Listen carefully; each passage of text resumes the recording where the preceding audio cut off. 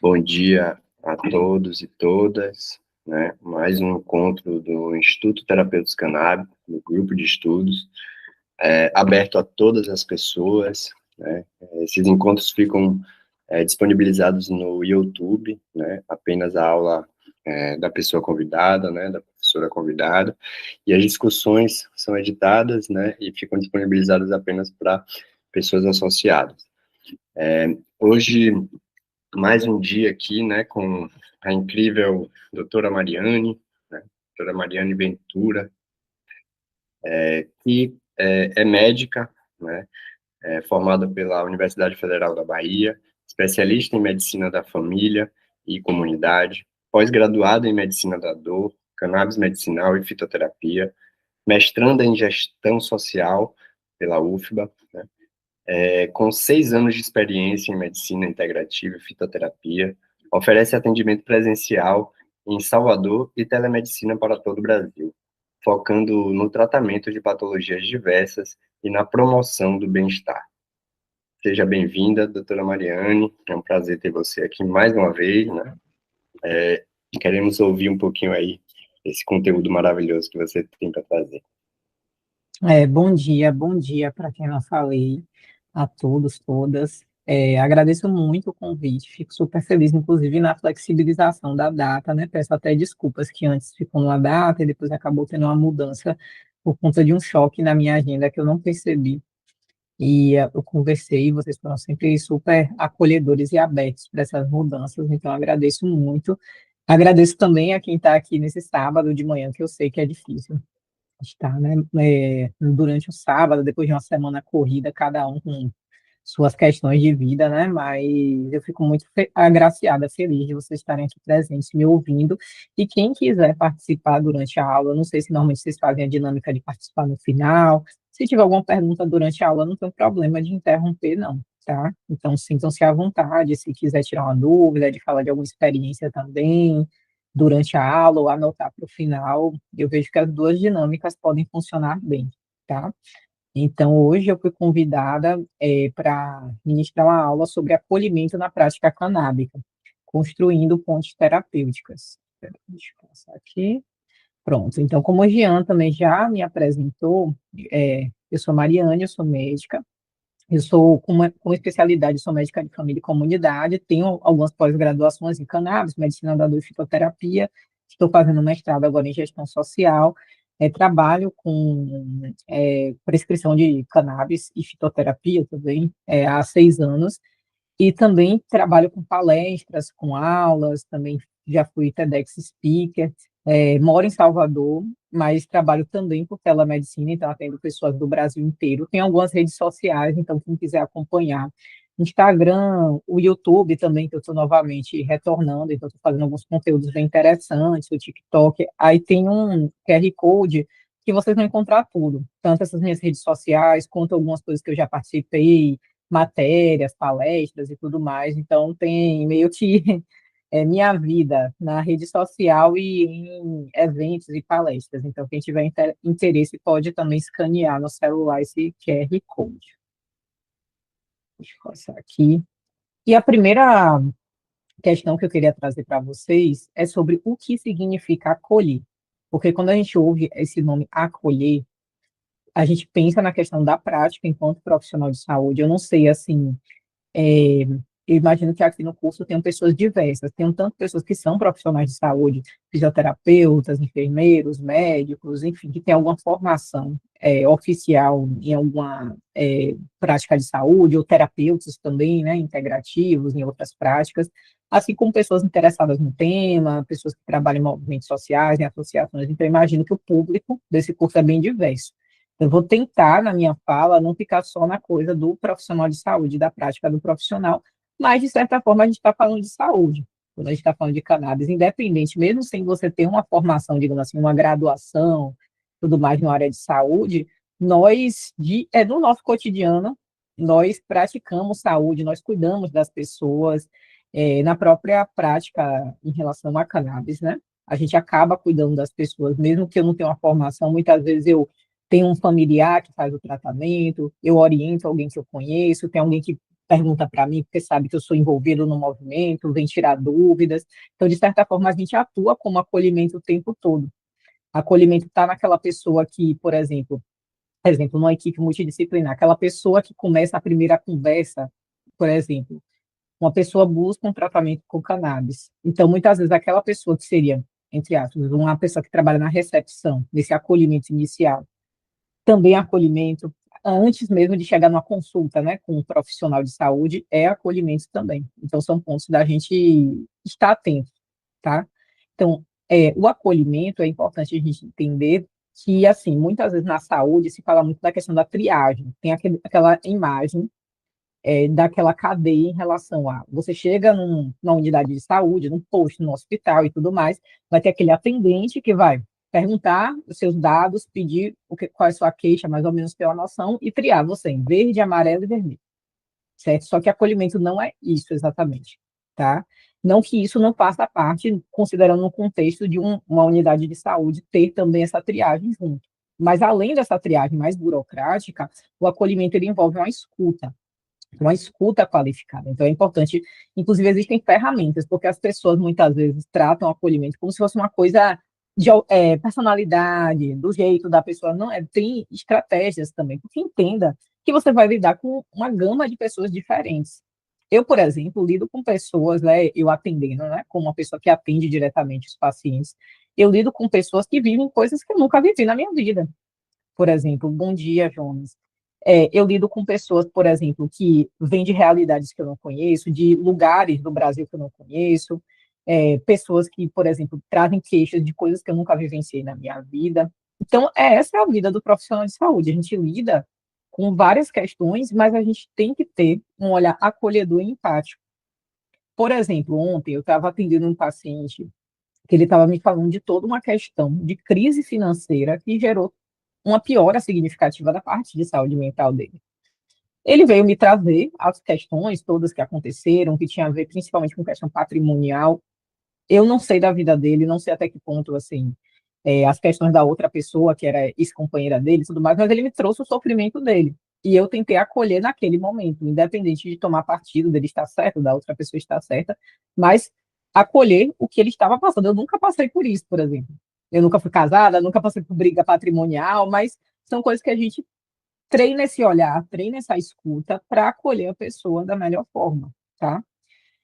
E é muito importante isso, inclusive, para a construção do vínculo clínico, porque muitas vezes se pensa na questão da clínica que é só prescrever, você saber tecnicamente como ajustar a dose, tal canabinoide, essa coisa toda técnica, é super importante. Mas não adianta nada você prescrever o melhor produto, a melhor composição, é, orientar o paciente e deixar o paciente, por exemplo, ele não se sentir acolhido. Eu atendo muitas pessoas que, por exemplo, vêm para mim dizendo que já passaram por outro médico, gastaram seu dinheiro, às vezes compraram produtos, ficaram com medo de iniciar, porque não entenderam como faz o uso. Coisa básica. Então, a pessoa parou para pagar uma segunda consulta para eu parar para explicar como ela utilizar. Entendeu? Então, ou seja, faltou basicamente uma conversa clara. Entendeu? Então, são coisas importantes. Você perguntar, você entendeu? Você tem alguma dúvida? Entendeu? Então, esse acolhimento ele é muito importante para a pessoa se sentir sem essa barreira, que muitas vezes o médico ele cria essa barreira do paciente ficar com medo de perguntar, dele não entender nada e ficar com receio, assim, não vou perguntar não para o doutor, e ficar com aquele medo e não entende nada e não faz.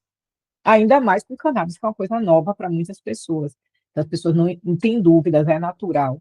E é natural, inclusive, às vezes eu explico, a pessoa volta para mim a consulta e ainda gerou dúvidas e está tudo certo, sabe? Pode acontecer, tá? Então, no SUS, o acolhimento, ele é uma diretriz da Política Nacional de Humanização. Então, se vocês quiserem até se aprofundar em pesquisar, existe acolhimento não é uma coisa, digamos, utópica, meio que um conceito que ninguém sabe o que é. Não, existe realmente nas diretrizes do SUS, tá? E, inclusive, a própria ciência mostra que o acolhimento ele faz um diferencial na saúde das pessoas. Então, é importante a postura acolhedora do profissional. Então, o acolhimento ele garante uma escuta qualificada, humanizada e sem julgamentos nas unidades de saúde. Seu objetivo é avaliar a necessidade de cada paciente, promover a resolução imediata dos casos ou direcionar o atendimento de forma ágil. Tá? Então, é importante o acolhimento, inclusive, para funcionar melhor. Então, o acolhimento ele faz o trabalho funcionar melhor, não é a perda de tempo. Porque muita gente pensa, não, eu vou atender rápido aqui, 10 minutos, tá, tá, tá. Só que, muitas vezes, você atender rápido 10 minutos, como eu falei, você vai passar uma prescrição, até às vezes correta, a pessoa não vai começar o tratamento, então, de que adiantou? O que adiantou esse atendimento? Mas também não é sinônimo acolhimento de você passar 2 horas conversando com a pessoa, não é o excesso também do outro lado. Eu vejo que é você saber gerenciar bem esse tempo, dessa conversa, desse contato, e gerar uma relação de confiança, a pessoa confiar em você. Então, os princípios do acolhimento no SUS são postura não local. Então, o acolhimento não é uma sala de espera. Peraí, que está aqui cobrindo para mim. Acho que agora ficou melhor. O acolhimento não é uma sala de espera ou um guichê separado. Trata-se de uma atitude ética. Então, o acolhimento não é um ambiente físico, é a forma que você age. Então, pode ser na telemedicina, no seu computador, né? Quem trabalha no WhatsApp, né? Às vezes eu atendo, no caso, acolho os pacientes e trabalho em parceria, sei lá, com, vamos supor, um fitoterapeuta. Aí, mas nesse acolhimento do WhatsApp, essa conversa, eu posso ter uma postura acolhedora. Então, tá no WhatsApp, tá no Tele, tá no presencial, tá no guichê, tá em todos esses lugares, tá? Trata-se de uma atitude ética de qualquer profissional de saúde, ou melhor dizendo, de qualquer pessoa, tá? Que trabalhe com a saúde. Médicos, enfermeiros, recepcionistas, agentes, todo mundo. Para ouvir sua queixa no primeiro contato. Diferente de triagem. Enquanto triagem classifica o risco, como eu disse, verde, amarelo, vermelho, e urgências, como na classificação de cores, o acolhimento constrói uma relação de confiança para entender a sua necessidade global. Acesso facilitado. Na atenção básica, na UBS, nos postos, o acolhimento organiza a demanda do dia, evita filas desnecessárias, permitindo que você receba o atendimento, orientações ou agendamentos com base na sua vulnerabilidade e necessidade. Tá? Essa aqui. Então, o que é o acolhimento? O acolhimento, como eu falei, é uma postura ética. Então, o acolhimento não é um lugar físico, não é um balcão de triagem, é uma postura que você adota no seu cotidiano e envolve uma escuta qualificada. Então, como postura ético-política, o acolhimento na saúde da família, ou melhor falando, na saúde, não é um espaço físico, é um compromisso ético de responder às necessidades globais do sujeito, acolhendo suas singularidades e contexto sociocultural. Tá? Então, isso é muito importante, você ter olhar, você treinar esse seu olhar. Porque, às vezes, gente, não é só na fala, às vezes é na postura não verbal. Então, você observa, exemplo, vou dar um exemplo. Eu fui agora para Fernando de Noronha, participei de um projeto da Associação ABEC, que eles estão fazendo de atendimento de pessoas em situação de vulnerabilidade, porque muitas vezes a gente pensa, Fernando de Noronha, um lugar cheio de dinheiro, mas as pessoas que são nativas de lá não têm um monte de dinheiro, pelo contrário, são exploradas. Sempre o lugar que tem muito dinheiro é isso, basicamente, é um lugar que as pessoas são exploradas por pessoas de fora. Então, as pessoas de lá sofrem muito falta de acesso a direitos básicos, a água, coisas básicas, assim, é bizarro. Saúde, pior ainda. Vocês precisam ver, assim, a situação de saúde é muito complicada. E teve uma pessoa que eu atendi, que quando eu vi, né, a ficha, porque os pacientes, eles eram antes acolhidos, né, digamos assim, passada uma ficha, triados e tudo mais, aí já chegava a ficha mais ou menos, o nome, idade, tarana, e quais eram as queixas, remédios. Aí eu vi que era uma situação psiquiátrica complexa. Beleza. Aí quando a gente sentou, aí eu conversei com ela, né, e tal, perguntei o que que trouxe ela aqui, falei, eu vi sua ficha, eu vi mais ou menos que tinham tais e tais coisas, mas queria entender o que que te trouxe. Ela ficou travada, me olhando, só. Assim, ela não você percebia que ela não conseguia falar o que estava acontecendo. Aí eu falei, eh, era uma moça jovem, assim, uns 20 e poucos anos. Aí eu falei, tudo bem, eu estou percebendo que você tem alguma coisa, é bem difícil, que acontece na tua vida, que você quer me falar.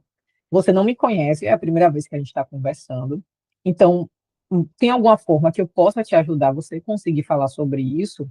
Você quer um papel, por exemplo, para escrever? Aí ela falou, balançou só a cabeça, nem falou, balançou a cabeça. Uhum. Aí eu peguei e dei um papel para ela. E aí, deixei ela no tempo, falei, pode escrever no seu tempo. Enquanto isso, fiquei lá preenchendo a ficha, adiantando as coisinhas e tal. Quando ela terminou, ela me deu. Era uma situação terrível, entendeu? De vida, de ter passado por uma situação de abuso sexual. Ela tinha que, entre aspas, conviver com a pessoa porque é numa ilha, então não tem jeito, você tem que ver a pessoa. E aquilo gerava um sofrimento psíquico para ela muito grande. Então, Uma situação muito complicada. No final da consulta, inclusive, a gente se abraçou, ela chorou. É perceber na linguagem não verbal, só no olhar dela. Eu percebi, ela não vai conseguir simplesmente falar. Eu ficar assim, fale aí. Sim, eu não estou entendendo. Você vai ter que me falar. Se a pessoa não consegue te falar, você já tenta uma outra estratégia. Tem uma paciente minha mesmo, que eu já acompanho ela há tempo. Ela sempre escreve uma carta antes da consulta, porque ela tem dificuldade também de falar. Aí ela me manda a cartinha, antes da consulta eu leio toda a cartinha dela. Aí na consulta a gente conversa e tal, mas ela consegue se expressar melhor através da escrita, por exemplo, tá? Então é importante a gente ter essa visão também, tanto o que a pessoa te traz verbalmente, como olhar, observar a postura, observar o olhar. Então você vai treinando, não tem jeito assim, a gente não nasce pronto, a gente vai aprendendo na vida, né? E essa escuta qualificada, como eu falei também. E na terapêutica canábica, envolve coisas específicas nessa escuta qualificada. Envolve as expectativas, porque sim, quando você vê na mídia, cannabis é a solução mágica para as coisas, cuidado com esse discurso. Então, envolve você trabalhar as expectativas. Olha, no seu caso, vamos devagar, vamos entender que, beleza, seu vizinho tem uma situação parecida com a sua, ele melhorou muito, mas não é sinônimo de que você vai ter o mesmo resultado. Então, é importante também trabalhar, porque às vezes a pessoa já fica logo frustrada, né? Ah, eu comecei o tratamento, mal começou, nem ajustou direito a dose, não mudei minha vida, a pessoa já fica, não serviu não, não funcionou. Então, é importante conversar, que é uma coisa que muitas vezes demora para alguns organismos. Tem vezes que 100% do seu problema não vai ser resolvido, porque as doenças não é uma coisa só que resolve. Por exemplo, uma questão de saúde mental. O cannabis sozinho não resolve a ansiedade. Idealmente, a pessoa tem que fazer uma terapia, tem que ter coisas no estilo de vida dela de mudar, atividade física. Então, só o cannabis sozinha, das várias formas de uso, sozinha não vai resolver. Dor crônica, é a mesma coisa. Então, a pessoa faz um tratamento. Pode melhorar bastante, ter uma melhora significativa, mas é importante também fazer uma atividade física. É importante, muitas vezes, manejar a parte mental. Então, fazer talvez uma terapia, no caso de uma fibromialgia, que muitas vezes vem com ansiedade, com depressão. Então, uma coisa só não vai resolver. Então, você tem que trabalhar essas expectativas, tá? Porque se colocou muito cannabis como uma panaceia, a gente tem que tomar um cuidado com isso, tá? E tem gente que não funciona, que não se adapta, tem dificuldade, também pode acontecer. Os medos da pessoa, porque muita gente tem ainda essa visão. Maconha, crime, vício. Essa semana mesmo, por exemplo, eu atendi um paciente, ele é um paciente por volta dos 50 e poucos anos, e ele falou, velho, ele me falou, atualmente eu estou fumando, eu comecei a fumar velho, eu comecei a fumar há um ano, porque um amigo meu me ofereceu, porque ele tem uma enxaqueca daquelas, assim, que nada resolve, já passou por não sei quantos neurologistas, super conceituados, já fez não sei quanto de tratamento, nada resolve. Ele começou a fumar, resolveu. Aí ele foi na neurologista, a neurologista passou um CBD isolado, não resolveu nada da parte da enxaqueca, só melhorou a ansiedade. E ele me falou, eu me sinto culpado quando eu fumo. Eu me sinto culpado com uma coisa ilegal, enfim, eu fico com medo do vício, eu fico com a questão da minha família e tudo mais. Então, você tem que entender que tem essas nuances no tratamento com cannabis. Não é somente, assim, um remédio qualquer. Tem a ver com a proibição, os medos que nós temos de construção. Então, você trabalhar isso, você conversar com a pessoa e quebrando esses medos é importante também. Os preconceitos, como eu falei, o histórico de sofrimento. Tem paciente meu, por exemplo, que já foi preso por conta de porte, por exemplo. Então, são coisas que você tem que ir conhecendo, trabalhando, entendendo e acolhendo, que são nuances do nosso trabalho, tá? Do nosso trabalho com essa planta, que infelizmente ainda é proibida, né? E a singularidade da busca em relação ao tratamento com cannabis, diferente do usuário tradicional. O paciente que chega buscando tratamento com cannabis, muitas vezes carrega um histórico de frustrações. É muito comum aquela pessoa, já tentei de tudo, nada resolve, já passei por um monte de médico, nada resolve. Então, é muito comum aquela pessoa extremamente frustrada. De terapêuticas severas, no modelo médico hegemônico. Ela frequentemente chega atravessado pelo estigma moral da planta, como eu falei. Então, as pessoas muitas vezes têm medo, têm aqueles receios, vicia, destrói o cérebro, não sei o quê. Essas coisas são muito comuns e a gente tem que conversar tranquilamente sobre isso e orientar a pessoa pelo medo do julgamento familiar. Então, tem pessoas que sofrem preconceito dentro de casa, e não só dentro de casa, dos outros médicos. Então, às vezes, eu prescrevo. Já teve paciente meu autista que a mãe veio me falar que o médico chamou ele de drogado, assim, usou tipo um termo desse, entendeu? Porque ele estava usando droga, que era o óleo de CBD. enfim, mas tem todo esse julgamento. E pela ansiedade de encontrar cura milagrosa. Então, cuidado quando a pessoa vem com muito esse discurso. Quanto tempo eu vou melhorar? É muito comum. Mas vem cá, doutora, me fala aí, quanto tempo que eu vou melhorar? Aí eu sempre trabalho essa expectativa, veja bem. Depende muito do organismo. Tem gente que dá água para o vinho muda no primeiro dia que usa o tratamento. Tem gente que demora meses. Tem gente que não 100% vai, digamos assim, ter aquele 100% de melhora. Então, tudo isso você vai conversando. Então, o acolher exige, primeiro, esse entendimento dessa vulnerabilidade psicossocial. Então, é conversar com a pessoa também, tá? E as tecnologias do cuidado. Então, o cuidado, ele também envolve tecnologia. Muitas vezes a gente pensa que tecnologia é isso, é o computador, é a IA, não sei o quê, mas tecnologia não é somente isso. O cuidado ele também envolve tecnologias. Então, tem tecnologias leves, leves e duras e duras. O cuidado, ele seria justamente as tecnologias leves, que são as relações humanas em ato, escuta, empatia, vínculo e acolhimento. É onde o processo terapêutico canábico realmente gera aderência e confiança mútua. E um adendo, no tratamento com cannabis, um diferencial é a necessidade, inclusive, dessa aderência, gente. Porque se a pessoa começa, melhora, e depois não fica entendendo muito bem como é a continuidade, como é a expectativa a longo prazo, a coisa se perde. Então, é muito importante, inclusive, essa vinculação para a pessoa sentir você como um ponto de apoio. Ela tirar dúvidas, na hora do ajuste, aí tive um efeito colateral, aí às vezes as pessoas ficam na noia, né? Qualquer coisa que sente, foi o óleo que causou, eu falo, calma, vamos entender, vamos conversar. Então, ter essa relação de confiança até para a pessoa conseguir continuar o tratamento mesmo, progredir, ter a melhora, é essencial. Para mim, não adianta você desenvolver um produto super tecnológico de cannabis se você não consegue fazer com que aquela pessoa entenda o tratamento e realmente dê continuidade. Não adianta de nada. Você pode passar nanotecnologia ou transdérmico, mas né, tecnológico, que não vai resolver. Não vai resolver o essencial, que é a relação humana, a comunicação, tá? As tecnologias leves e duras são saber clínico estruturado, então saber THC, CBD, ajustar, nananã, essa coisa toda que a gente aprende, de dose, full espectro, broad espectro, essas coisas todas, sistema endocannabinoide, então são as leves e duras, e as duras são os recursos materiais, é o frasco do óleo, é a nanotecnologia, é o produto, são as tecnologias mais duras, tá? Mas a gente tem que saber trabalhar todas elas para realmente eu vejo dar certo. Inclusive, eu sempre vejo que o caminho mais simples é muito resolutivo. Para a maioria dos casos, a tecnologia mais dura ela é importante. Eu vejo que sim, ela é importante. Mas o mais simples, eu diria que 80, 90% está resolvido, sem precisar dessa tecnologia, desse investimento tanto na tecnologia dura, né? E essa clínica ampliada, né, e autonomia. Eu trago essa questão do olhar biopsicossocial, que é baseado na clínica ampliada. Tem um autor, né, que é o Gastão Wagner, que ele é uma referência assim, mais na parte da saúde da família, que ele traz mais essa questão da parte biopsicossocial, na clínica. Então, o terapeuta canábico, ele deve ir além da prescrição. Porque, assim, a prescrição, ela é importante, ela é, mas você deve entender quais são as redes de apoio da pessoa. Por exemplo, você passa uma receita de cannabis. Mas muitas vezes é uma pessoa que ela tem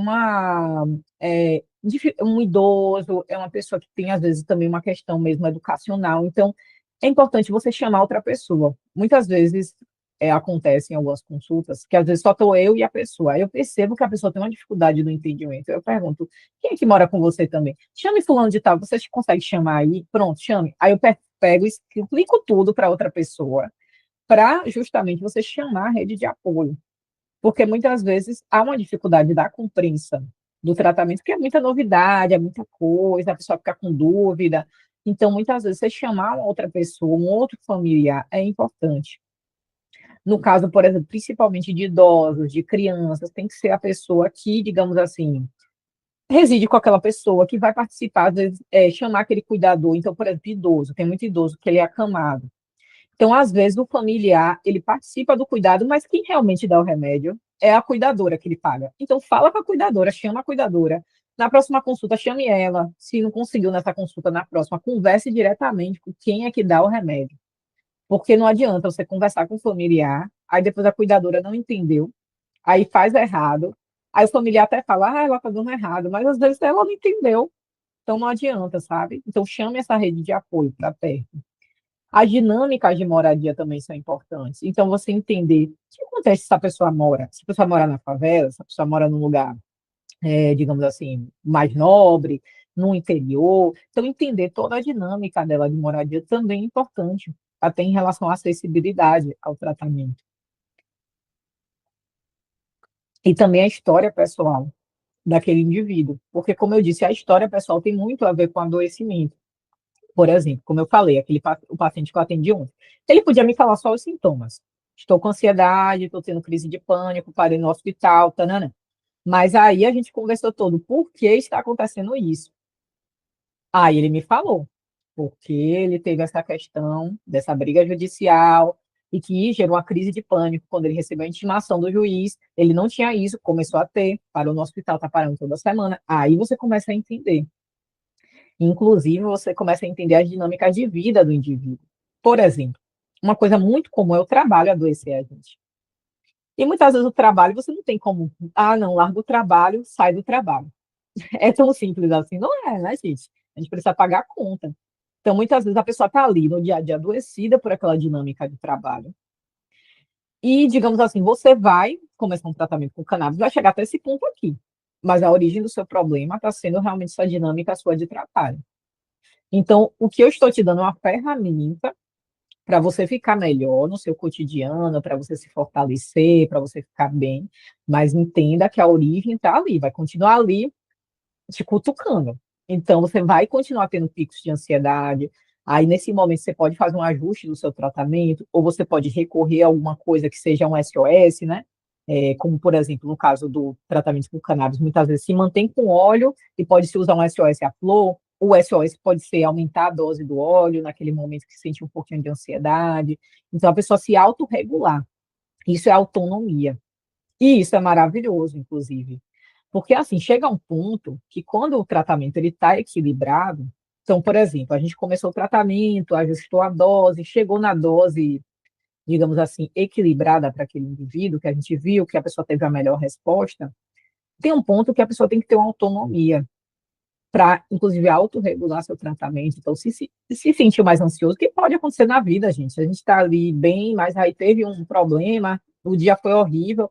Então, você aumenta a sua dose naquele dia. Não fica ali deixando aquela ansiedade de consumir, aumenta. Talvez fique um pouco mais sonolento, talvez fique, mas se você tomar um remédio para ansiedade, não vai ficar sonolento também. Então, é melhor você usar seu próprio tratamento, mesmo natural. Outra coisa é também se a pessoa, por exemplo, durante o início do tratamento, durante o ajuste, a pessoa desenvolver essa autopercepção. Então, o tratamento com cannabis ali é um convite para você se observar. Então, observar se sua ansiedade, porque muitas vezes, como eu falei, a pessoa tem expectativa de mudar totalmente, de zerar a ansiedade. E às vezes não vai zerar tão rápido, assim, melhor falando, não vai diminuir tão rápido, zerar a ansiedade não existe, mas diminuir tão rápido. Mas muitas vezes, em pequenas mudanças, são sinais que diminuíram. E você muitas vezes fala, não melhorou nada. Aí eu começo a investigar, sim, vem cá, como é que você ficou? Não, eu, ao invés de usar o Rivotril 4 vezes na semana, eu usei uma. Isso já é uma melhora. Não está 100%, mas já melhorou. Ou então, às vezes, é um caso de dor, por exemplo, aí a pessoa fala, não melhorei nada. Aí quando eu começo a perguntar, mas eu não usei o Toragesic, eu não usei essa semana, já tem 15 dias que eu não uso. Você está sentindo dor realmente, mas você não precisou recorrer àquele remédio. Então, já é um sinal de melhora, entendeu? Então, assim, é importante a pessoa ela ter essa autonomia no tratamento, porque ela vai ter que fazer um ajuste, muitas vezes, em alguns momentos, sozinho em casa, né? Aumentar uma gotinha, duas, né? Até seu retorno, né? O momento que você conversa. E a pessoa ela tem que estar bem informada sobre o efeito colateral, sobre como se autorregular nesse tratamento. É muito importante. E aí, como eu coloquei também, o compartilhamento do diagnóstico. O paciente, ele não é uma pessoa passiva, porque assim, na medicina, eu digo, na minha formação, a gente aprende como se a pessoa fosse ignorante. E você, simplesmente, você é o dono da verdade, o dono do conhecimento, e a pessoa não é o dono do próprio corpo, não. Então, você vai lá, diagnostica, passa o tratamento, muitas vezes não explica nada, e não compartilha o diagnóstico, inclusive para a pessoa entender aquele diagnóstico. Por que você chegou naquele diagnóstico? Muita gente fala, me falaram já que eu tenho fibromialgia, mas nem entende por que falaram. será que é fibromialgia mesmo? Ou me falaram que eu tenho ansiedade, mas não conseguem entender. Então, o paciente, ele é uma pessoa ativa nesse tratamento, ele é ativo nesse diagnóstico. Então, é importante ter decisões, inclusive, compartilhadas. A decisão clínica, ela é compartilhada. Então, por exemplo, quando eu atendo a pessoa e converso com a pessoa, muitas vezes a pessoa está com uma dificuldade financeira. Então, às vezes, a gente quer passar algumas coisas, quer ajustar, quer direcionar, mas não vai dar financeiramente. Então, você pode fazer acordos, você pode tentar jeitos de conseguir aquilo. E, fora isso, a pessoa entender o que, é que se passa no corpo dela. Então, por exemplo, eu atendi essa semana uma pessoa que ela é até profissional de saúde, ela é psicóloga, e ela me falou, olha, eu, enquanto profissional, acho que eu estou com ansiedade passando da conta. Aí ela começou a me falar, e realmente, assim, o diagnóstico, assim, pelo critério, seria realmente um transtorno de ansiedade generalizada. Eu peguei e conversei com ela e falei, olha, realmente, pelos critérios, você já bate esse diagnóstico, mas não significa, eu te dar um diagnóstico, não significa uma sentença, tá? Então, o diagnóstico, ele é um nome para o que você passa na sua vida, o TDAH é um TEA, mas não é uma sentença de que, pronto, eu sou TDAH, acabou. Não, o TDAH ele pode ser uma pessoa funcional, inclusive sem remédio, inclusive sem cannabis, ele pode ser, se com terapia, com estilo de vida, tem pessoas que conseguem ser funcionais. Fibromialgia também, a gente pode controlar sem nada, sem cannabis, sem remédio, sem nada. Tem pessoas que só com exercício, terapia, mudança de estilo de vida controlam. Eu acho maravilhoso, a pessoa que não precisa, inclusive, da cannabis. Só que isso é importante você compartilhar, a pessoa entender o que, que se passa no corpo dela, não só dar o nome, um CID lá, tag, ansiedade, fibromialgia, jogado e a pessoa nem entende. Então, por exemplo, a fibromialgia é importante a pessoa ter uma conversa de falar, ó, fibromialgia é uma doença que seu cérebro percebe sua dor de uma forma diferente. Porque muitas vezes se trata a fibromialgia como coisa da cabeça, como frescura. Então, não é, seu corpo percebe a dor de uma forma diferente. Então, é importante a pessoa entender para até acalmar o coração, ficar um pouquinho mais calmo e entender isso, porque muitas vezes as pessoas no mundo julgam o adoecimento. Então, realmente é importante esse compartilhamento do diagnóstico. Principalmente eu digo isso para quem é profissional de saúde, que dá diagnóstico, que fala o CID da pessoa. Então, é importante você conversar, olha, tem isso e isso acontecendo na sua vida. Por exemplo, uma pessoa que tem um problema crônico, que muita gente pergunta, quanto tempo eu vou usar esse tratamento com cannabis? É para a vida toda? Aí eu pego e converso com a pessoa. Olha, se você tem um problema crônico incurável, talvez seja para o resto da sua vida. Por exemplo, um autista, ele não vai deixar de ser do espectro, mesmo que a gente melhore a qualidade de vida dele e tudo mais, equilibre a vida dele, ele não vai deixar de ser do espectro, ponto. Ele é TEA. Um TDAH, ele não vai deixar de ser TDAH, mesmo que a gente equilibre, ele vai continuar sendo para o resto da vida dele TDAH. E uma pessoa, por exemplo, esse paciente que eu trouxe, que está com situação de vida, que está gerando ansiedade, talvez lá na frente ele fique equilibrado e não precise realmente do tratamento. Maravilha. Mas não é todo o caso. Então é importante até você conversar com a pessoa também, a expectativa do tratamento, a doença dela. Então, a doença, por exemplo, física, de dor, muitas vezes é uma dor crônica. É uma dor, exemplo, uma artrose, um desgaste, uma coisa assim. O que, é que a gente tem que fazer para, por exemplo, problema de coluna? Fortalecer a musculatura, tentar tratar a dor, dar uma qualidade de vida para aquela pessoa naquele momento e entender que ali a degeneração vai continuar ali presente. Entendeu? Não vai, digamos, o cannabis não vai curar a hérnia, colocar no lugar, não vai. Entendeu? Então, é importante você conversar com a pessoa de como conviver com aquela condição crônica. Então, tudo isso, do diagnóstico, desses nomes que a gente dá das doenças, é importante ser conversado, e ser conversado de uma forma o máximo possível na linguagem que a pessoa entenda.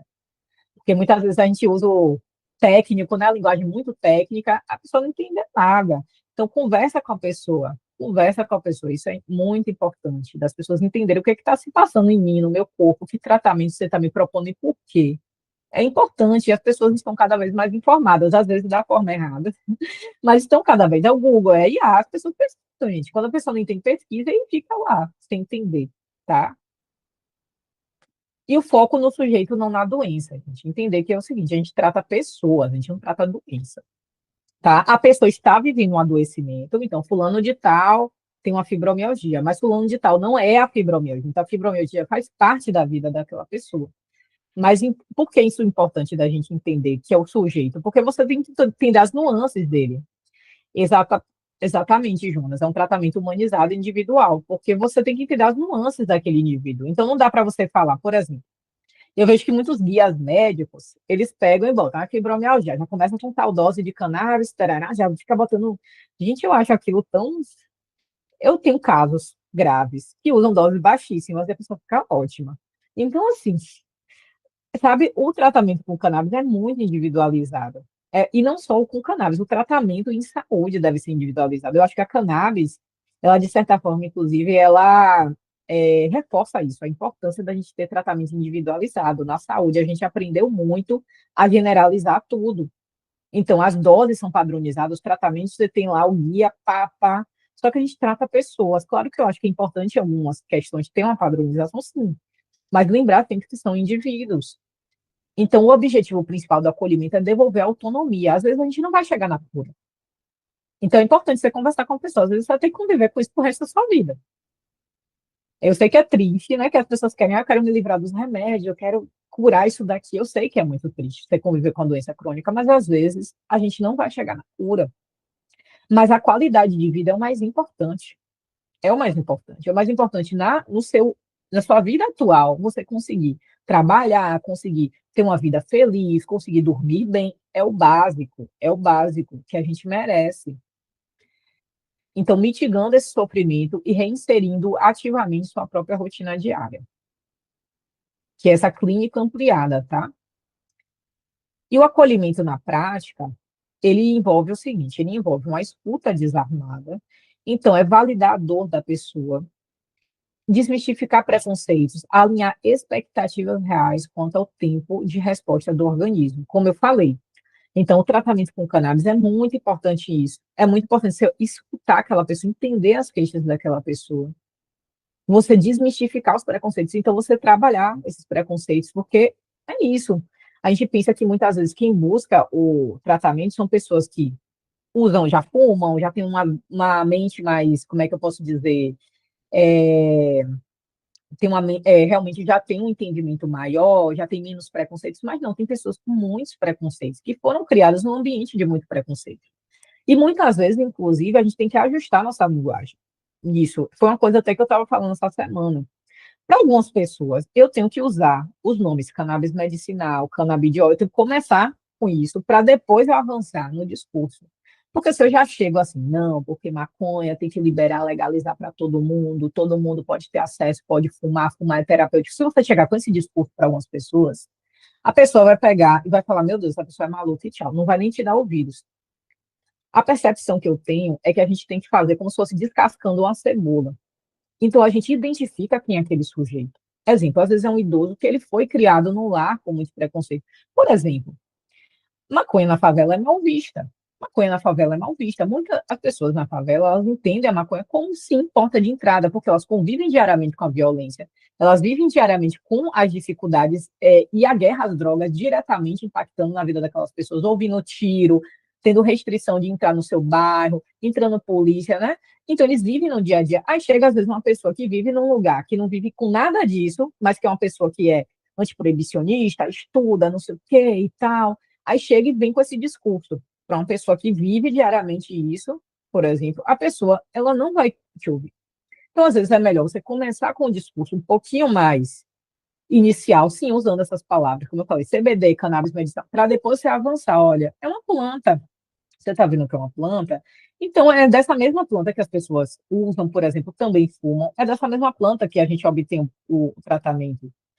E começar a desmistificar aos poucos, sabe? Eu acho que é importante o ajuste dessa linguagem, inclusive, porque senão muitas vezes cria já uma barreira, a pessoa fala, ah, maluco, aí, quem é esse doidão aí que tá falando que eu fumar maconha, sabe? Então é muito importante a gente ter também como eu falei na outra aula, eu falei, ter essa mandinga de você saber em que ambiente você está e com quem você está e como adequar a sua linguagem. Você tem que saber isso, porque senão acaba criando uma barreira ao invés de realmente vocês criarem uma parceria, uma relação de confiança. Pactuação da dose é um outro ponto importante. Explicar o acesso e o ajuste gradual da dose de forma simples. Tá? Então, eu gosto muito de falar para as pessoas, por exemplo, em relação ao óleo. Eu sempre falo que é uma escadinha, é como se fosse uma escadinha. Você vai começar em um degrau, com a dose mais baixa, você vai sentir aquele efeito, aí depois de tantos dias, aí a gente estabelece. É 3 dias, é 5 dias, 7 dias, enfim. Você aumenta. Se você achou que não deu o efeito que você queria, qual seria esse efeito que você queria? Melhorar sua ansiedade, seu sono? Aí eu explico certinho, você aumenta. Depois você vai passar naquele degrau alguns dias. Se precisar, aumenta mais uma gotinha. Então, você pode usar essas analogias, por exemplo, para ficar mais fácil a linguagem, a pessoa conseguir compreender. Se precisar, escreve na receita isso. Escreve tal dia, 27, 13 de junho, tantas gotas. Tal dia, 20 e tanto de junho, tantas gotas. Você escreve. Se você perceber que a pessoa tem uma dificuldade, você vai lá e escreve ao máximo. Manda até um áudio no WhatsApp, quando para a pessoa, tenta utilizar formas para ficar o mais claro possível. Sublingual, eu sempre falo para eles, usa sublingual. Eu pego aqui, ó, embaixo da língua. Mostre aqui embaixo da língua, porque escrever sublingual na receita tem gente que não entendeu o que é. É embaixo da língua. Você vai deixar ele paradinho aqui, ó. Aí depois você engole, entendeu?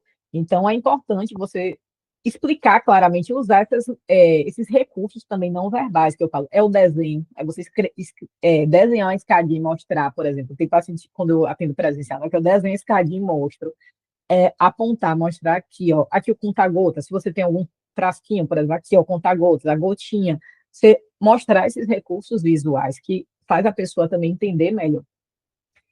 E a rede de suporte, como eu falei, então envolver a família no processo. Então é importantíssimo o envolvimento da família no processo. Se, por exemplo, uma criança, os pais estarem bem envolvidos, que muitas vezes só fica na mãe, aí às vezes vai para a casa do pai, né? Os pais estão separados, aí o pai não dá o tratamento, o menino fica todo desregulado, então tem que chamar o pai e falar, ó, próxima consulta, eu preciso que o pai venha, manda o link para o pai, qual é o dia que ele pode, pronto, é só estar pronto, bora marcar para ele participar também, convida esse pai para participar, como eu falei também, os cuidadores, então é o idoso, todas as pessoas que estão ali naquela rede de suporte. Então, você envolver a família nesse cuidado, não ficar de uma forma muito individualizada em uma pessoa só, tá?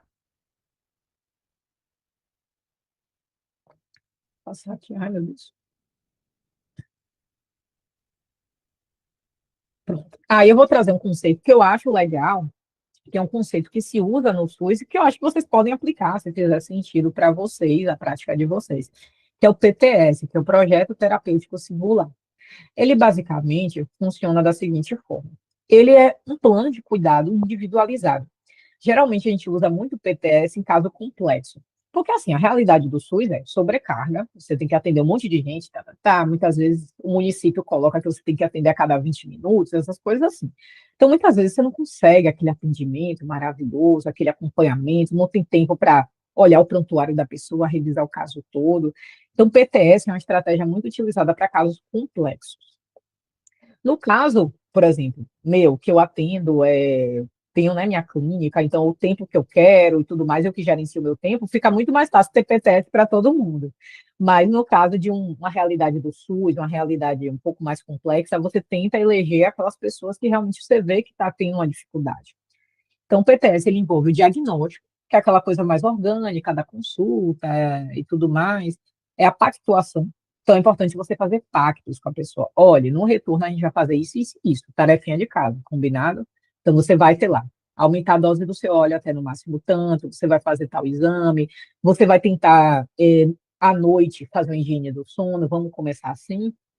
Aí depois, na próxima consulta, vamos tentar ajustar um pouquinho sua alimentação, vamos começar pelo café da manhã, por exemplo, depois a gente avança de ajustar as outras refeições, não sei, você vai fazendo pactuações com a pessoa, tá? E aí no retorno você conversa, qual foi a sua dificuldade? Eu tive dificuldade na higiene do sono, porque eu chego muito tarde do trabalho. Então aí você começa ajustando para aquele indivíduo, tá? O acompanhamento é o apoio diário ou semanal. Então, essa coisa do acompanhamento, gente, não tem muita regra, não, tá? Assim, precisa de consulta em tanto, tanto tempo. Eu vejo que é muito conforme o que você observa daquele indivíduo. Tem gente que, por exemplo, faz acompanhamento por WhatsApp, manda mensagem toda semana. Na minha realidade, o que que eu faço geralmente? Eu tenho uma secretária que aí ela fica de suporte se a pessoa precisa de alguma dúvida, fala com ela, me passa. Geralmente eu não passo diretamente pelo contato, porque eu não consigo. Assim, então eu admiro quem consegue, mas eu não consigo realmente ficar falando diretamente com o paciente, porque eu sinto que às vezes as pessoas acabam, tem gente que fica me ligando, fica não sei o quê, mandando um monte de coisa. Aí eu sinto que Quando tem o intermédio da minha secretária, as pessoas diminuem um pouco mais isso, porque realmente eu não consigo dar conta, quando começa um monte de gente a me mandar mensagem. Mas aí eu sempre deixo esse canal aberto, então tem gente que manda áudio, que manda foto, que não sei o quê, não sei o quê. E aí eu sempre vou respondendo, eu tiro horários e no meu horário comercial, porque a gente tem que se cuidar também, tá? A gente cuida dos outros, mas a gente tem que se cuidar. Então tem um horário que para, acabou, doutora Mariane. Eu não a respondo mensagem, porque assim, lembrar que a gente trabalha com atendimento clínico, a gente não trabalha com urgência e emergência. Então, se a pessoa via ter uma urgência, emergência, alguma situação, só tem que buscar uma unidade de urgência e emergência. Eu não vou conseguir fazer. E é importante a gente saber da nossa alimentação, por a gente não ficar naquela angústia, não, porque meia-noite eu preciso estar aqui lidando com o paciente, resolvendo as coisas dele. Gente, se a pessoa tem uma urgência e emergência, existem unidades que funcionam 24 horas e que a pessoa pode buscar. Mas é adoecedor, se você ficar nessa de eu tenho que dar conta de estar respondendo a pessoa 24 horas, não dá, não dá. Então é muito importante isso até para a nossa saúde mental, tá? Então, assim, o tempo de acompanhamento eu vou pactuando conforme eu percebo. Se a pessoa está bem estabilizada, até 6 meses a pessoa pode retornar para mim. Porque, assim, tem a questão burocrática da renovação da receita, entendeu? Mas tem a questão do acompanhamento. Eu vou colocar até 6 meses. Quando a pessoa está bem estabilizada, está bem, beleza. Pode ser a cada 6 meses, não tem problema. Agora, se a pessoa está mais instável, às vezes é mensal, às vezes é daqui a 15 dias, às vezes eu falo, ó, fulano, mande uma mensagem para mim segunda-feira. Você vai ajustar agora, mande uma mensagem segunda-feira me falando como você ficou. A partir daí eu vou te dar uma orientação. Também, às vezes, eu falo isso. Mande uma mensagem para minha secretária, eu vou te responder e eu vou te dar uma orientação. Aí eu fico dando algumas orientações por WhatsApp. Eu, pessoalmente, não gosto tanto de WhatsApp para orientação, porque realmente você não registra, gente. E registro é uma coisa importante. Importante tanto para você lembrar, como burocraticamente. É importante você registrar. Então, na minha visão, o WhatsApp não é um lugar bom para você ficar fazendo ajuste clínico, ajuste de dose, né? Eu faço até alguns pequenos ajustes quando eu vejo que é uma coisa muito, mas geralmente eu peço, adiante seu retorno, volte logo, ou então oriento um ajuste e falo, adiante seu retorno, aí a gente vai conversar presencialmente, online, e vou anotar esse ajuste. Não deixar meio solto por WhatsApp, que eu não acho muito legal. Eu acho a comunicação do WhatsApp ainda muito falha, tá? Reavaliação, como eu falei. Então, você vai observando como é a resposta da pessoa e vai pactuando essa reavaliação.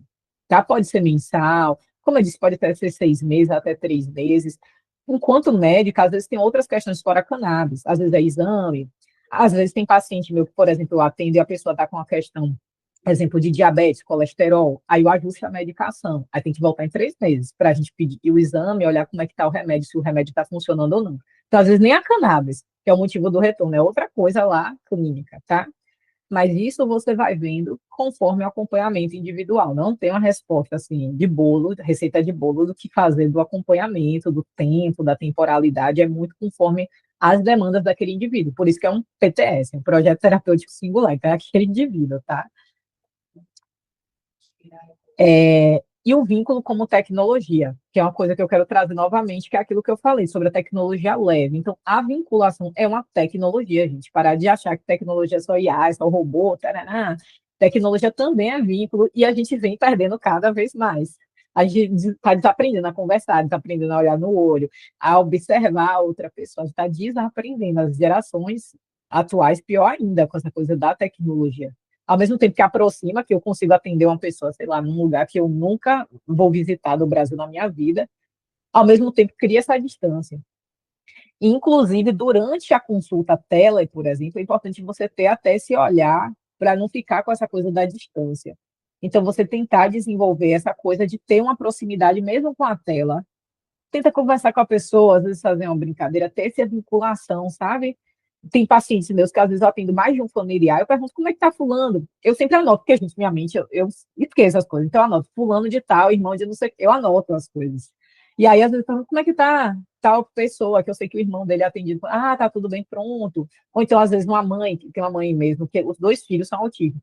E fulano de tal, só pergunta assim, é importante, a pessoa sente, pô, ele lembra de mim, ele lembra. Sabe, são coisas legais também, tá? Aí eu trouxe essa frase aqui: o vínculo é o que permite a circulação de afetos, de corresponsabilização e de segurança interpessoal, essenciais para que o sujeito sinta-se de fato protegido e ativo no seu processo de restabelecimento.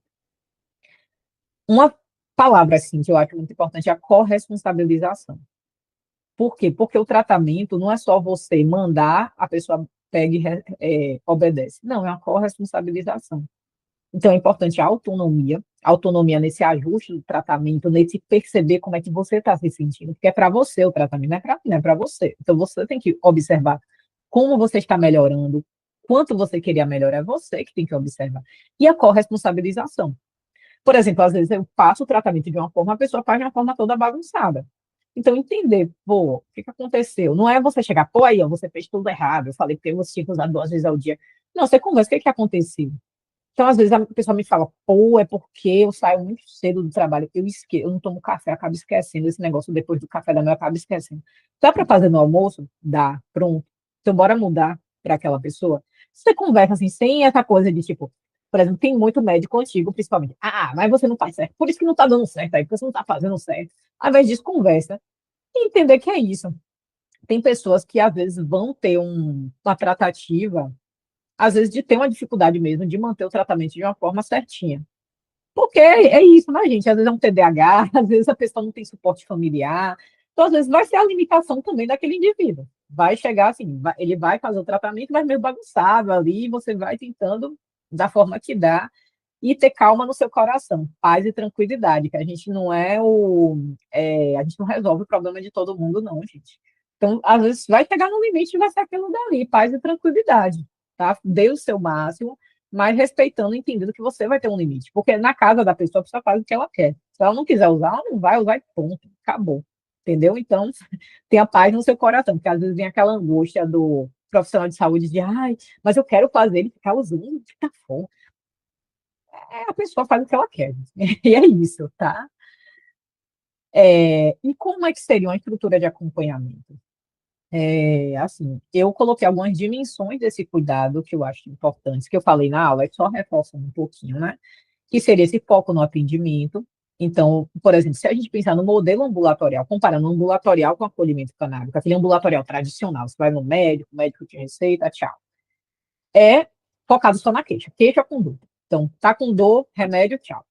Já o acolhimento canábico, tá com dor, eu vou entender aquele sofrimento em relação à dor. Então, por exemplo, a pessoa me fala, exemplo, esse paciente com enxaqueca que eu falei. Ele me falou, velho, a enxaqueca, eu muitas vezes deixo de sair de casa porque eu falo, pô, eu vou ficar com dor de cabeça. Aí vai ser chato, porque eu sei que é chato para as outras pessoas que estão ao meu redor. Muitas vezes eu não consigo ter relações com minha esposa. Aí eu acho chato ter que falar para ela, eu fico tentando, aí não consigo ficar chata. Muitas vezes ela acha que é ela que está sendo desinteressante. Sabe? Então gera um sofrimento. Então conversa com aquele indivíduo, ao invés de, enxaqueca, remédio para dor, tá, naratriptano, não sei o quê, tchau, volta tal dia. Que seria um atendimento ambulatorial. O papel do paciente. É importante, ao invés dele ser um receptor passivo, então, toma aí a receita, tchau. Então, ele é um coprodutor do plano de cuidado. Então, por exemplo, você tem ansiedade, estou te passando um tratamento com cannabis, mas é importante que você se observe, é importante você entender que, por exemplo, esse uso excessivo de celular está te prejudicando. Então, tenta diminuir um pouco esse uso excessivo. Esse café também está bebendo muito café. Bora tentar diminuir a quantidade de café, usar mais cedo, porque não tem como melhorar seu sono, entendeu? Então, vamos tentar fazer isso.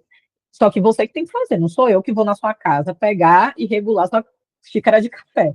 É você que tem que regular, tá? Então, a pessoa é um corresponsável, tá? Um coprodutor e responsável do seu tratamento. Temporalidade. Então, no ambulatorial tradicional, a consulta é pontual. Então, às vezes, o paciente fica perdido, nem sabe quando é que tem que voltar. Muitas vezes só volta para renovar a receita, porque sabe que vem e volta por isso. Mas já no acolhimento, não. A gente conversa com a pessoa, a gente entende, a gente faz um acompanhamento longitudinal e contínuo, tá? E esse acompanhamento, o retorno no modelo tradicional, é só quando tem intercorrência, ou para renovação de receita, é uma coisa mais burocrática. Já no acolhimento, não, é um suporte proativo. Então, manda uma mensagem de vez em quando, fulano de tal sumiu. Claro que isso exige uma organização de planilha e tal. Fulano de tal tá um tempão sem aparecer. Manda uma mensagem, oi, tudo bem, fulano? Como é que você tá? Sabe, vocês podem, por exemplo, no trabalho de vocês, caso vocês atendam diretamente pacientes, fazer algum tipo de planilha, de colocar quando foi a última consulta e dar uma revisada todo mês, dar uma olhada e falar, pô, fulano já sumiu, tem tempão, o que será que aconteceu? Então, manda uma mensagem, perguntando se está tudo bem e tudo mais, tá? E olhar para as desigualdades. o que que acontece? Tem um princípio chamado equidade no SUS, tá? Então, contextualizando com o trabalho da cannabis, o terapeuta que trabalha com cannabis, ele deve acolher as barreiras socioeconômicas, que são muito importantes, gente. Essenciais, porque o tratamento é caro, mesmo de associação, continua sendo caro. O salário mínimo, imagina uma pessoa que ganha salário mínimo, vive de benefício, um óleo de R$ 200 é caro. Mesmo a associação produzindo muito mais em conta, tentando acessibilizar, é caro. E eu entendo perfeitamente que a associação não vai conseguir abarcar de dar para todo mundo de graça, porque é uma função do Estado, não é função da associação, na verdade. E das pessoas terem acesso à saúde. As pessoas não estão tendo acesso à saúde, é função do Estado. Então, aí fica muitas vezes naquela angústia, tem que dar para todo mundo de graça. Só que a pessoa, por exemplo, que trabalha numa associação, ela também trabalha, ela pega o tempo dela para ir lá, para, sei lá, cultivar, para invasar, para fazer as coisas, para cuidar da associação. Então, ela tem um tempo também. Então, de certa forma, tem que gerar algum tipo de minimamente renda para aquela associação se sustentar, senão torna insustentável. Você trabalhar, dar para os outros, trabalha, dar para os outros, e aí? A que ponto você vai conseguir manter isso? Entender, assim, que eu sei que, assim, eu imagino que a maioria das pessoas que estão aqui são pessoas que têm uma sensibilidade em relação ao social. Só que a gente tem que trabalhar também a gente em relação a algumas coisas, de entender que as mudanças são coisas que exigem mudanças do macro também, sabe? E que a gente tem que lutar, inclusive, politicamente. Claro que a gente luta no nosso lugar de trabalho, no nosso micro, no nosso dia a dia. Por exemplo, esse paciente mesmo que eu falei que ontem eu atendi, que ele falou que estava com a questão de grana, um sofrimento danado e tal. Eu consegui articular, ele conseguir pelo menos um óleo inicialmente gratuito. Só que eu te falei, olha, a longo prazo não dá. Então a gente pode tentar alguns caminhos. Ele tem plano de saúde. Eu vou tentar judicializar o importado para ele. Então, eu, enquanto médica, eu vou sentar, me dar um trabalhão, fazer um relatório para judicialização? Dá. Mas eu faço questão de fazer bem feito para a pessoa conseguir. Não acho a via ideal, não acho a via ideal, discordo. Eu acho que idealmente tinha que ser legalizado, idealmente o SUS produzir, ter na farmácia viva, mas a gente tem isso? Não tem. Então, eu vou trabalhar com as ferramentas de acesso que existem atualmente, e é isso. Lá na frente, eu espero, enfim, eu espero antes de eu morrer, eu conseguir ver isso de realmente se tornar acessível de verdade. A gente vive num país muito difícil, então a gente tenta o que a gente pode nas nossas possibilidades, tá? Então é importante entender as barreiras socioeconômicas, porque muito médico eu vejo passa em um importado caríssimo, deixa a pessoa lá com a receita largada, aí a pessoa paga uma consulta comigo, aí vem me dizer, pô, porque o médico passou tal e só disse que só passa esse, não consigo comprar, não. Aí quer dizer, a pessoa foi lá e gastou dinheiro com a outra consulta, o médico poderia ter simplesmente trocado a receita, gente. Que trabalho que dá, não dá trabalho nenhum você trocar a receita.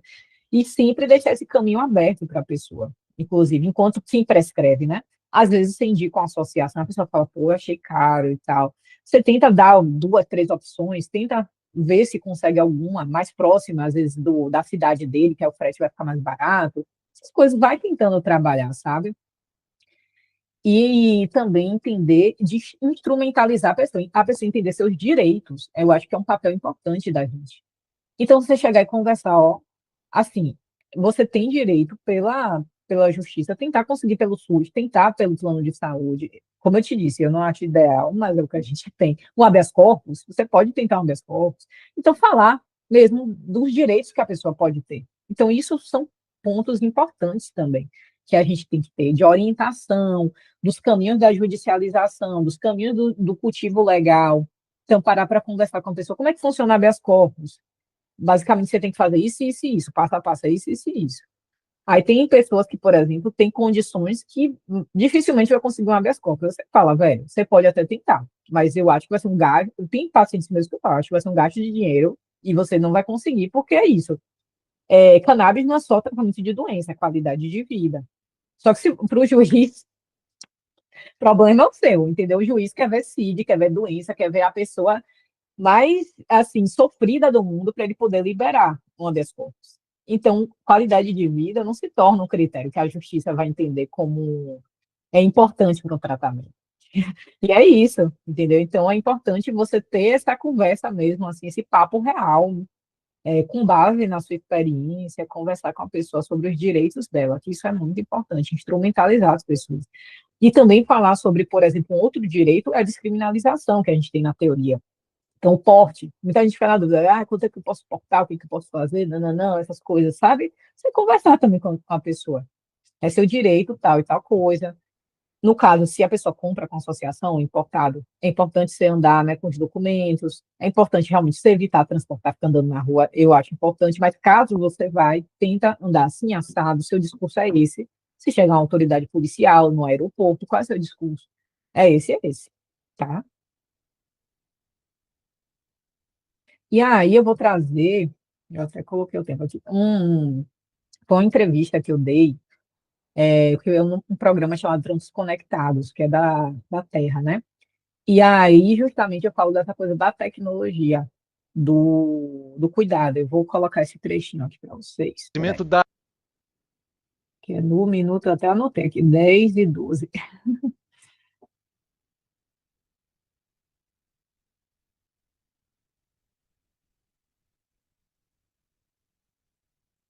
Da gente. Com certeza, Tá eu dando ia para ouvir? falar isso, né? Será que a tecnologia, o atendimento humanizado é a tecnologia mais avançada hoje em dia? Exatamente, é muito questionável o que é tecnologia de fato, é o que eu Sim. vejo na medicina, porque tem essa tecnologia mais dura, robô, enfim, questões mais de internet, inteligência artificial, que são muito benéficas, mas também tem a tecnologia humana, a tecnologia do cuidado, Sim. por exemplo, de profissionais que tem uma visão mais detalhada, que tem uma vivência, inclusive, do paciente, por exemplo, esses recortes que a gente tem em relação à população LGBTQIAP+, em relação a pessoas pretas, em relação a pessoas periféricas, então, isso faz diferença, é uma tecnologia também do cuidado. E ainda por cima, eu trabalho com cannabis. Cannabis é uma planta que é utilizada pela humanidade há muito tempo. 12 mil anos. Exatamente, tem uma tecnologia ancestral que nossos ancestrais cultivaram e diria que, inclusive, é ciência, porque se a gente entender que nossos ancestrais, eles selecionaram as plantas que eram melhores pra gente, foram selecionando ao longo do tempo. E também eles foram observando o que essa planta é boa, o que ela tem de benefício, tanto a cannabis quanto outras plantas medicinais. Então isso é ciência e é tecnologia Fantástica ancestral. colocação, com certeza. E até a própria planta parece que foi se desenvolvendo de forma a servir também o ser humano de alguma forma, porque o sistema endocannabinoide é muito parecido com o que tem dentro da planta, né? Isso. Falei besteira, não? Não. Opa! Não mesmo. Certíssimo. Doutora Abna, como é que... seguindo. Aí quem quiser assistir tá no YouTube também, essa entrevista, mas é isso, gente. Tecnologia não é só robô, não. Tecnologia é as relações humanas, né? Também são tecnologia. Opa, peraí. Ui. Ai. E é isso, gente. Foi a aula que eu trouxe hoje, nessa manhã. Eu espero que tenha trazido informações novas para vocês. Eu espero que vocês tenham gostado. Eu não sei se alguém quer compartilhar um pouquinho da sua experiência, quer tirar dúvidas. Estou aí aberta a esse compartilhamento de conhecimentos. Deixa eu voltar aqui para o início, porque eu não sei se alguém entrou atrasado, mas vou deixar novamente aqui meus contatos também, quem quiser me mandar uma mensagem, quem quiser se conectar comigo, sinta-se à vontade. E eu agradeço muito o convite novamente, Jean, é muito satisfatório estar aqui falando com vocês. E é isso. Doutora, uma curiosidade, qual o valor da sua consulta? Pronto, Fernando, o valor da minha consulta atualmente é R$ 420. Ela pode ser presencial ou online. Presencial aqui em Salvador, no espaço que eu atendo, e online, telemedicina, ela inclui retorno, então é consulta mais retorno. E eu tenho a opção de plano de acompanhamento. Aí, plano de acompanhamento, ele é 760, aí ele inclui pode ser presencial e online também, o plano de acompanhamento. Aí ele inclui 2 consultas e 2 retornos, mas no caso eu chamo de retorno, mas são consultas também, tá? Aí, quando é presencial, são 2 presenciais e 2 retornos online. Desculpa. 2 presenciais e 2 online, isso mesmo, 2 presenciais e 2 online. E fora isso, no plano de acompanhamento também eu atendo a demandas pontuais. Por exemplo, tenho pacientes meus que fazem uso contínuo de medicações. Aí tem medicação psiquiátrica que você tem que renovar todo mês. Então eu fico renovando essas medicações. Se a pessoa tem alguma demanda pontual também, estou com gripe, aí eu posso atender também tranquilamente sobre isso, tá? Estou com gripe, estou com uma questão ginecológica, então também fico atendendo essas outras nuances, porque eu não só receito cannabis, como eu falei, eu também trabalho com fitoterapia e o que a gente chama de medicina alopática. Então, eu trabalho com remédio normal, exame, esse acompanhamento de exame, às vezes a pessoa, como eu falei, está com alteração na tireoide, tem que começar, a medicação tem que ficar ajustando. Então, são essas outras questões fora cannabis que eu também trabalho, aí que o plano acaba ajudando nesse sentido.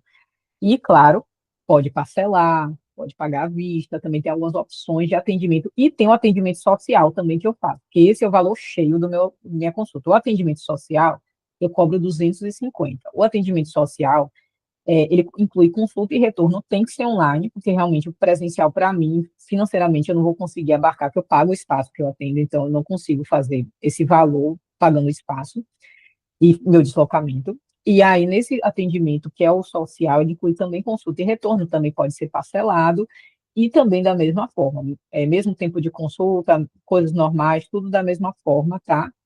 E isso, espero ter